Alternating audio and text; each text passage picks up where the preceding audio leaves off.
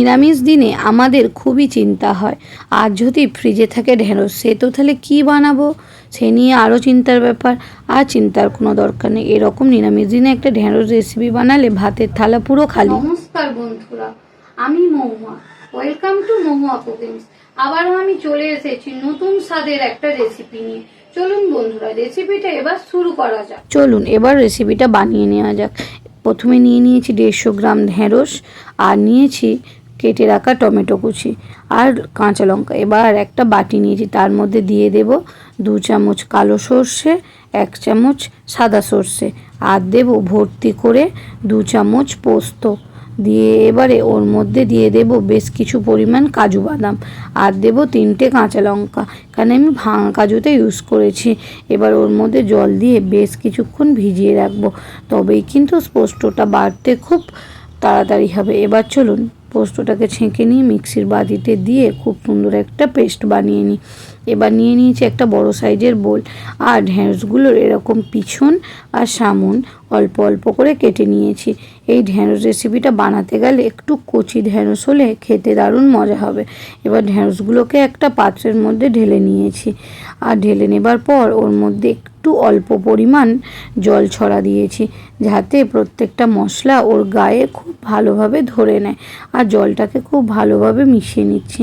প্রথমেই দিয়ে দেব স্বাদ মতো নুন, আর এই নুনটা না দিলে আমাদের কিন্তু কোনো তরকারিরই কোনো স্বাদ হবে না, আবার বেশি হলেও সে তো একদম বাজে খেতে হয়ে যাবে। আর দেব অল্প পরিমাণ হলুদ গুঁড়ো, 1/2 চামচেরও একটু কম, 1/2 চামচের মতো কাশ্মীরি লঙ্কার গুঁড়ো, আর 1/2 চামচের একটু কম দেব আমচুর পাউডার, আর ওপর থেকে বেশ কিছু পরিমাণ মৌরি ছড়িয়ে দেব, আর দিয়ে দেব 2 চামচের মতো বেসন।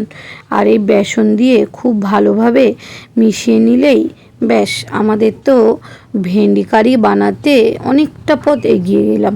এবার খুব ভালোভাবে মেশানো হয়ে গেছে, একে বেশ কিছুক্ষণ রেস্টে রেখে দিয়ে গ্যাসেতে কড়া বসিয়ে তার মধ্যে দিয়ে দেব তেল, আর তেলটা খুব ভালোভাবে গরম হয়ে গেলেই ওর মধ্যে দিয়ে দেব ঢেঁড়সগুলো দিয়ে এবারে প্রথমে নাড়াচাড়া করা যাবে না, একটু ভালোভাবে এক সাইড হয়ে গেলেই নাড়াচাড়া করে এরকম করে এপিট ওপিট উল্টে খুব ভালো করে লাল লাল করে ভাজা করে নিতে হবে।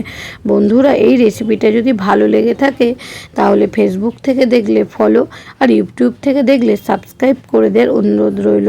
আপনাদের একটা ফলো কিংবা সাবস্ক্রাইব আমার কাছে খুবই গুরুত্বপূর্ণ, আমাকে অনেক দূর এগিয়ে যেতে সাহায্য করবে।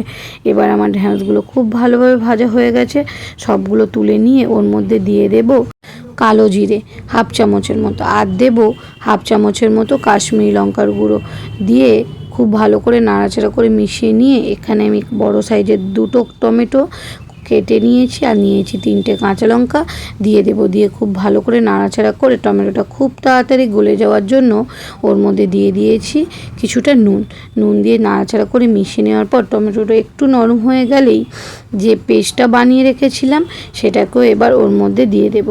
দিয়ে খুব ভালো করে নাড়াচাড়া করে এবার মিশিয়ে নেওয়ার পালা। আমি খুব ভালোভাবে মিশিয়ে নিয়েছি, এবার শুধু ফোটার অপেক্ষা। দেখুন কত সুন্দর ফুটতে শুরু করেছে। এবার ভেজে রাখা ঢেঁড়সটাকেও ওর মধ্যে দিয়ে দেব, দিয়ে আবারও চাপা দিয়ে বেশ কিছুক্ষণ রান্না করব। আর তার মধ্যে দিয়ে দেব ধনেপাতা কুচি আর কাঁচা লঙ্কা কুচি। ওপর থেকে এবারে দিয়ে দেব কিছুটা কাঁচা তেল দিয়ে এবার চাপা দিয়ে রান্না করতে হবে। এবারে আমার চাপা দিয়ে রান্না করা হয়েও গেছে, এবার আমি নামিয়ে নেব। দেখুন বন্ধু, কত সুন্দর তেল ছাড়তে শুরু করেছে। এবার সেটাকে আমি একটা পাত্রের মধ্যে নামিয়ে নেব। বলুন তো, নিরামিষ দিনে আর কি কিছু দরকার? কত সুন্দর দেখতে হয়েছে। নিরামিষ দিনে আর চিন্তা হবে না। খাবেন, সুস্থ থাকবেন। দেখা হচ্ছে কিন্তু নেক্সট ভিডিওতে। বাই বন্ধুরা।